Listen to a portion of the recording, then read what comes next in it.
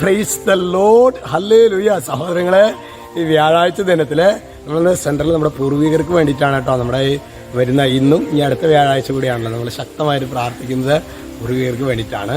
ഇന്ന് നമ്മൾ ധ്യാനിക്കുന്നത് സാമുവേൽ പ്രവചനം 2-ാമത്തെ അധ്യായത്തിലെ 2-ാമത്തെ തിരുവചനം.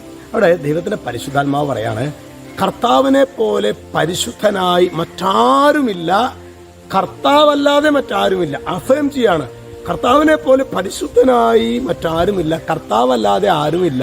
എന്നിട്ട് പറയാണ്, നമ്മുടെ ദൈവത്തെ പോലെ സുസ്ഥിരമായ ഒരു ആശ്രയമില്ല. എന്താണ് സുസ്ഥിരമായ ആശ്രയം? മനുഷ്യന്മാരിൽ നമ്മൾ എത്ര, ഞാൻ പ്രിയപ്പെട്ട സഹോദരനിക്ക് സുഹൃത്തുക്കളും ആൾക്കാരൊക്കെ ഉണ്ട്, നമ്മുടെ പ്രിയപ്പെട്ടവരും. പക്ഷേ ഞാൻ ഓരോ മൂടുണ്ട് ഓരോരുത്തർക്ക്.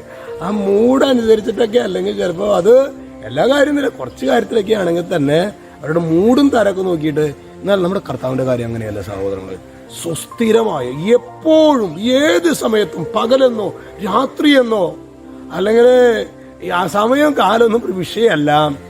അതാണ് കർത്താവിനെ പോലെ പരിശുദ്ധൻ. അത് പരിശുദ്ധിയായിട്ട് ചേർന്ന് പോകുന്നതാണ് സഹോദരങ്ങളെ. കർത്താവിനെ പോലെ പരിശുദ്ധനായിട്ട് ആരുമില്ല, മറ്റാരുമില്ല. കർത്താവിനെ പോലെ പരിശുദ്ധനായി മറ്റാരുമില്ല, കർത്താവല്ലാതെ മറ്റാരുമില്ല.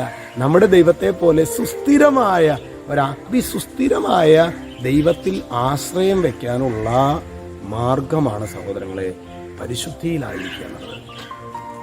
വിശുദ്ധിയിൽ ആയ മാത്രമാണ് നമുക്ക് ആ ഒരു ബന്ധം ക്ലിയർ ആവുള്ളൂ. അതായത് നമ്മുടെ ഇപ്പോൾ ഒരു മൊബൈൽ ഫോൺ നമ്മുടെ കയ്യിലുണ്ടെങ്കിൽ അല്ലേ, അത് ടവറായിട്ട്, സിമ്മ് വേണം, ടവറായിട്ട് അതിന് കണക്ഷൻ വേണം. അങ്ങനെയാണ്, ഇതുപോലെയാണ്. പരിശുദ്ധി ഉണ്ടെങ്കിൽ മാത്രമാണ് പ്രിയ സഹോദരങ്ങൾ നമുക്ക് ആ ഒരു ആഗ്രഹം ഉണ്ടെങ്കിൽ. അതിൻ്റെ അർത്ഥം നമുക്ക് തഴക്കദോഷങ്ങൾ വീണ് പോകുന്ന അവസ്ഥയ്ക്ക് ഉണ്ടാകാം. പക്ഷേ അങ്ങനെയല്ല, അതൊക്കെ ഉണ്ടാകാം, അതൊക്കെ. പക്ഷേ നമുക്ക് ഉള്ളിൻ്റെ ഉള്ളിൽ ഒരു പരിശുദ്ധിക്ക് വേണ്ടിയിട്ടുള്ള ആഗ്രഹം, വിശുദ്ധിക്ക് വേണ്ടിയിട്ടുള്ള ആഗ്രഹം, അങ്ങനെ ഒരു ആഗ്രഹം ഇന്ന് വരെ ഇല്ലെങ്കിൽ നമുക്ക് ശക്തമായി പ്രാർത്ഥിക്കാം. ദൈവമേ, ഞങ്ങൾക്ക് വിശുദ്ധിയിൽ ജീവിക്കാൻ വേണ്ട കൃപ നൽകണം. പരിശുദ്ധാത്മാവേ, ഞങ്ങൾക്ക് വിശുദ്ധിക്ക് വേണ്ടി ദാഹിക്കാൻ വേണ്ട കൃപ നൽകണം. കർത്താവിനെ പോലെ പരിശുദ്ധനായിട്ട് മറ്റാരുമില്ല, കർത്താവല്ലാതെ മറ്റാരുമില്ല. ഈ കർത്താവിന്റെ പ്രത്യേകത, ഏത് സമയത്തും നമുക്ക് കർത്താവിനെ ആശ്രയിക്കാം. ഓ ദൈവമേ, ഈ വചനത്തിന്റെ അഭിഷേകം നൽകണമേ. യേശുക്രിസ്തുവിന്റെ നാമത്തിൽ ഇപ്പോഴും എപ്പോഴും എന്നേക്കും ആമേൻ.